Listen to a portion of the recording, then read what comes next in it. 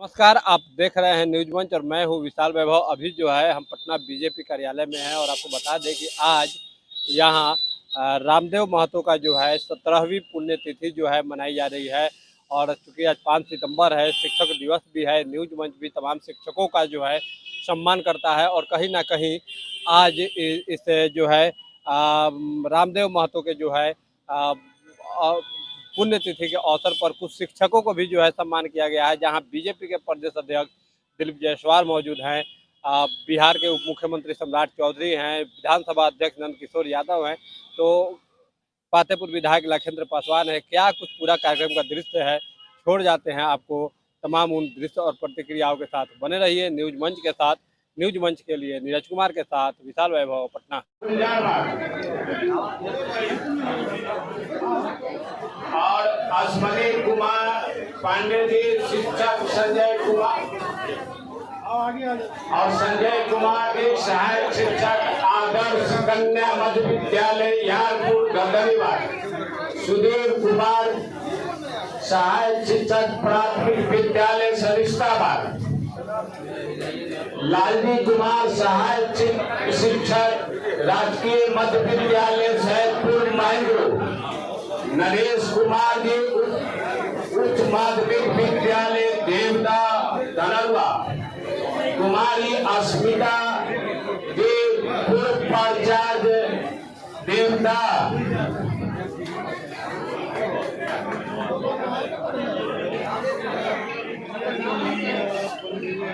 नरेश कुमार जी, उच्च माध्यमिक विद्यालय देवदा धनरवा। अब शारीरिक शिक्षक और ताइक्वांडो के क्षेत्र में, खेल के क्षेत्र में जो शिक्षक हैं, बादल कुमार ताइक्वांडो शिक्षक लखीसराय। पल्ली कुमार यादव, मार्शल आर्ट शिक्षक पटना।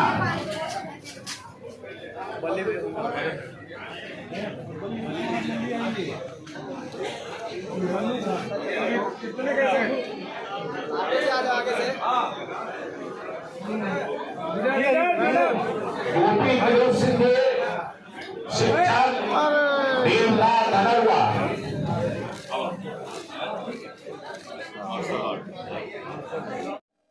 लोकप्रिय उप मुख्यमंत्री श्री सम्राट चौधरी के अभिभावक और श्री पवन मेहता जी, स्वर्गीय रामदेव महतो जी के सुपुत्र, अन्य सभी इस अटल सभागार में बैठे हुए भाइयों, बहनों, बुजुर्गों, मीडिया कर्मी, अभी आपने इस संगोष्ठी में, क्योंकि संगोष्ठी का नाम है बिहार के विकास, संभावनाएं एवं चुनौतियों के विषय पर संगोष्ठी का आयोजन किया गया है और स्वर्गीय रामदेव महतो जी के जीवनी पर भी चर्चा हुई। बहुत ही विस्तृत तौर पे माननीय श्री नरेंद्र जी और श्री रविशंकर प्रसाद जी ने स्वर्गीय रामदेव महतो जी के जीवनी पर विस्तृत तौर पे आपको जानकारी देने का काम किया और माननीय उप मुख्यमंत्री जी श्री सम्राट चौधरी जी ने बिहार सरकार के जो विकास के काम हैं और जिस तरह से बिहार के अंदर विकास के चुनौती को अवसर में बदलने का काम माननीय श्री नरेंद्र मोदी जी की सरकार और नीतीश कुमार जी के नेतृत्व में बिहार में हुआ है, उस पर बहुत ही विस्तृत चर्चा किया। मैं किसी बात को दोहराना नहीं चाहता। सबसे पहले मैं ये बताना चाहूंगा कि स्वर्गीय रामदेव महतो जी के पुण्यतिथि पर आज इतने लोग जो यहाँ आए, ये इस बात को चरितार्थ करता है कबीर के उस वाणी को। कबीर ने कहा था कि जब कोई बच्चा किसी घर में जन्म लेता है तो घर वाले बहुत खुश होते हैं, मुस्कुराते हैं, हंसते हैं, जश्न मनाते हैं कि हमारे घर में एक बच्चा जन्म लिया। लेकिन वही बच्चा जब अपने जीवन को संपूर्ण करके अंतिम विदाई लेने लगता है और अंतिम विदाई के वक्त जब समाज उसको याद करता है, उसके आंखों में आंसू होता है, तब माना जाता है कि वो व्यक्ति सचमुच महापुरुष थे। आज रामदेव महतो जी को हम लोग अगर याद कर रहे हैं, इसका मतलब है कि रामदेव महतो जी ने समाज के लिए कुछ अच्छा काम किया, जिसके लिए आज 17वीं पुण्यतिथि में भी हम लोग यहाँ पहुंचे हुए हैं। हम लोगों के लिए ये सीख है, जितने भी लोग सामने बैठे हैं, जितने भी लोग इधर बैठे हैं, कि जीवन में हम लोग कुछ अच्छा काम समाज के लिए कर जाएं। जब इस दुनिया में हम लोग नहीं रहेंगे, तब भी हम लोगों को लोग याद करता रहेगा। ये हम लोगों के लिए भी सीख है। इसलिए आज सभागार में जो बैठे यहाँ पर प्रतिनिधिगण हैं, मैं स्वर्गीय रामदेव महतो जी के जीवनी की जितनी बातें अभी सुन रहा था और जो जानता हूं, उससे कुछ न कुछ अपने जीवन में सीखने का प्रयास करूंगा। जहां तक इस विकास की संभावनाएं और चुनौतियों पर जो सम्राट जी ने प्रकाश डाला है, हम भी जब कॉलेज में पढ़ा करते थे, पटना में रहते थे, तो ठीक कहा नंदकिशोर जी ने, एक चिरैया टारपुल था।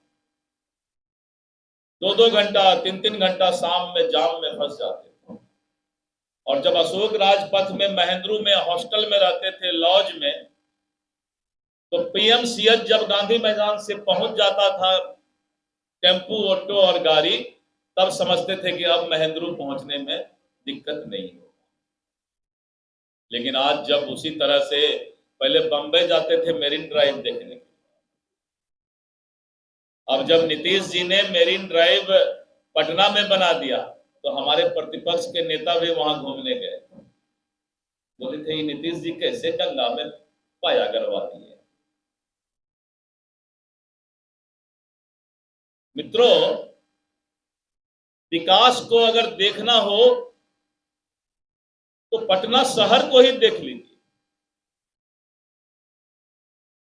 पहले एक फ्लाईओवर हुआ करता था, और अनीसाबाद की बात जो अभी बताए कि 2006 करोड़, पूरे पटना शहर के स्वरूप को जिस तरह से फ्लाईओवर का जाल बिछा और पटना शहर का विकास हुआ, और इसके साथ साथ गांव-गांव तक बिजली, पानी, रोड पहुंचाया, तो आज प्रतिपक्ष के पास विकास का कोई मुद्दा अब नहीं है। एक बार भी प्रतिपक्ष विकास पर अब उंगली उठाने का हिम्मत नहीं कर रहा है। एक दो दिन चिल्लाया विशेष राज्य का दर्जा, लेकिन जैसे मोदी जी ने वहां से पिटारा खोल दिया, तो सब लोग बैठ के बोला, अब इस पर बोलने से तो बिहार की जनता सुनेगी नहीं इस बात को, तो अब विशेष राज्य का दर्जा भी भूल गए। कहा है कि विशेष राज्य से 10 गुना ज्यादा मोदी जी ने यहाँ पर पैकेज देना शुरू कर दिया। तो विकास की बात समाप्त हो गई प्रतिपक्ष के पास, विशेष राज्य का दर्जा समाप्त हो गया। इन लोगों के पास कोई मुद्दा ही नहीं रह गया। तो मुद्दा क्या बोलेंगे? अपराध बढ़ गया। मुजफ्फरपुर में एक दलित महिला के साथ बलात्कार हुआ, उसके ठीक पहले कलकत्ता में एक घटना घटा था, एक डॉक्टर के साथ बलात्कार होकर उसकी हत्या की गई थी। तो पूरा दुनिया और देश जो है उस विभत्स घटना की चिंता कर रहे थे। ठीक उसके 4-5 दिन के बाद एक दलित महिला के साथ बलात्कार हो गया, और ये तेजस्वी यादव और इनका कुनबा ने 2 दिन तक कहना शुरू किया कि बिहार में भी बंगाल से ज्यादा अपराध है, दलित महिला के साथ बलात्कार और अत्याचार हुआ। लेकिन 2 दिन के बाद मालूम हुआ कि वो राष्ट्रीय जनता दल का नेता है जो बलात्कार किया है। तब उसने तुरंत बदल दिया अपने भाषा को, बोला नहीं वो बलात्कार नहीं था, वो तो प्यार था, प्यार में इस तरह का घटना घट गया। कितने शर्म की बात है प्रतिपक्ष के नेता के लिए, एक दिन में वो बलात्कार। ऊपर से देख रहे होंगे कि आज उनके सपने को साकार करने का काम किसी ने किया, तो नरेंद्र मोदी की सरकार ने किया। और जब आपके आशीर्वाद से 2019 में रविशंकर जी यहां से सांसद बनकर गए और दिल्ली में भाजपा की एब्सोल्यूट मेजॉरिटी की दोनों सदनों में सरकार बनी, उसी 370 को उखाड़कर कचरे के ढेर में फेंकने का काम मोदी सरकार ने किया साथ। और अब सोचिए, कोई पार्टी कमिटमेंट से इतने लंबे समय तक कमिटमेंट को आगे अपने विचारधारा को नहीं रख सकता। मैं बार बार लोगों को कहता हूं कि भारतीय जनता पार्टी जिस चीज से कमिटेड हो जाती है उसे पीछे नहीं हटती। और आप सोचिए 1951 में डॉक्टर श्यामा प्रसाद मुखर्जी जी ने इस देश के लिए अखंड भारत का सपना देखा और तब से कई बार जनसंघ विलय कर दिया जनता पार्टी के अंदर, अपनी विचारधारा को समाप्त करके देश को आगे बढ़ाने का काम भारतीय जनता पार्टी जनसंघ के लोगों ने किया। और तब 1980 में भाजपा का उदय हुआ और आज भाजपा के कार्यकर्ता ये देख रहे हैं कि आज भाजपा जहां 2 सीटों के साथ खड़ी थी, आज देश में लगातार 3 बार नरेंद्र मोदी के नेतृत्व में सरकार बनाने का काम किया।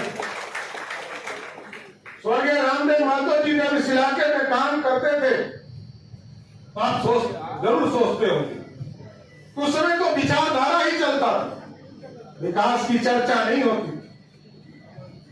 कहा किशोर जी ने कि हम लोग को विकास की संभावनाओं पर भी हम लोगों ने संगोष्ठी रखा है सर।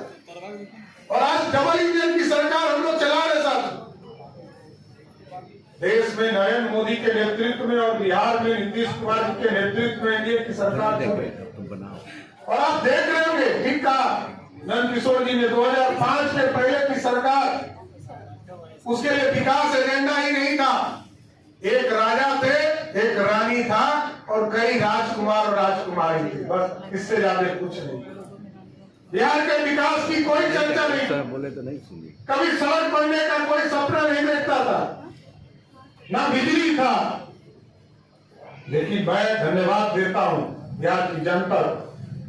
जब एनडीए की सरकार 2005 में बनाने का काम बिहार की जनता ने किया साथियों, तो विकास की किरण बिहार के गांव तक पहुंचाने का काम एनडीए की सरकार ने किया साथ। आज सड़क दिखाई देता है, पुल देखता है, बिजली गांव गांव तक पहुंचाने का काम किया गया। आर्थिक रूप से हम समृद्ध हो रहे हैं और चीजें स्थापित हो रही। और आज हमें गर्व है कि मैं देखता था, मैं तो 2000 में भी एमएलए था, उसके पहले भी मंत्री था सर। मैं जानता हूं बिहार में जब बंटवारा हुआ तो हम और नंद किशोर जी उस समय सदन में थे, हम लोग को बहुत पीड़ा भी था कि झारखंड बट रहा। लेकिन सरदार अटल बिहारी वाजपेयी जी ने जब ये फैसला लिया झारखंड के विकास के, उसके बाद यहीं पर गांधी मैदान में श्रीमती राबड़ी देवी बिहार की मुख्यमंत्री थी, उन्होंने अटल जी को कहा कि हमको विकास के लिए पैसा दीजिए। लेकिन आपको सोचकर बड़ा आश्चर्य लगेगा कि अटल बिहारी वाजपेयी जी ने 6000 करोड़ रुपया बिहार के विकास के लिए दिया 2001-2 में, और 2005 तक 1 रुपया खर्चा नहीं हुआ। ये तो जब नीतीश कुमार जी, सुशील मोदी जी और नंद किशोर जी के नेतृत्व में यहाँ बिहार में सरकार चल रही, उसी 6000 करोड़ रुपया को लेकर बिजली के सेक्टर में, रोड के सेक्टर में, ग्रामीण विकास के सेक्टर में, सिंचाई के सेक्टर में, इन तमाम जगह पर विकास की किरण गांव गांव तक पहुंचाने का काम किया। एसएस की कोई कल्पना नहीं थी, उस समय एमडीआर सड़कें होती थी, एसएस की कल्पना नहीं थी। नंद किशोर जी को मौका मिला, मैं तो इनको भी धन्यवाद देता हूं कि आपके गुरु की पुण्यतिथि हम लोग मना रहे हैं, लेकिन आपने जो विकास के कार्य किए इसके लिए भी मैं विशेष तौर पर धन्यवाद देता हूं। एसएस की लगभग 70 से 80 सड़कें पूरे बिहार में इन लोगों ने शुरुआत करने का काम किया था। और आज हमें गर्व है, आज देश के यशस्वी प्रधानमंत्री जी के नेतृत्व में भारत बढ़ रहा है और बिहार भी बढ़ रहा है। और आज देखिए, पहले तो सरदार अटल बिहारी वाजपेयी जी ने 6000 करोड़ रुपया दिया था, बाद में नरेंद्र मोदी की सरकार 2014 में बनी तो विशेष पैकेज देने का काम हमको किया है। और आज भी जब 2024 का चुनाव समाप्त हुआ और जब नीतीश कुमार जी ने हम लोगों को कहा कि जाकर आप बात करें, और हम लोगों ने देश के यशस्वी प्रधानमंत्री जी से, फाइनेंस मिनिस्टर से, गृह मंत्री जी से आग्रह किया, तो अभी शुरुआत में 60,000 करोड़ रुपया मिला है बिहार के विकास करने के हिसाब से। और अभी कई चीजें हमें करना है। 60,000 करोड़ के बाद हमारे यहाँ हल्दिया से लेकर रक्सौल तक का एक्सप्रेसवे बनाने की कल्पना की गई है। हम जमीन अधिग्रहण का काम शुरू कर चुके हैं। हम बक्सर से लेकर साहबगंज, जो भागलपुर का जो टेल पॉइंट है, इसको गंगा के किनारे एक नया एक्सप्रेसवे बनाने का निर्णय लिया गया है। गया से लेकर वैशाली तक का एक नया एक्सप्रेसवे बनाने का काम किया जाएगा। उसी तरह सिल्लीगुड़ी से गोरखपुर, इसका मेजर पार्ट हमारा है। और अभी रविशंकर जी बता रहे थे कि कल 2-3 दिन पहले इनको नितिन गडकरी जी ने फोन करके बताया कि 2,000 करोड़ रुपया जो अनीसाबाद से जो लगातार लगे हुए थे नंदकिशोर जी लंबे समय से, ये अनीसाबाद से लेकर सीधा जो पूरा बाईपास का इलाका है, इसको जोड़ने के लिए 2,000 करोड़ रुपया का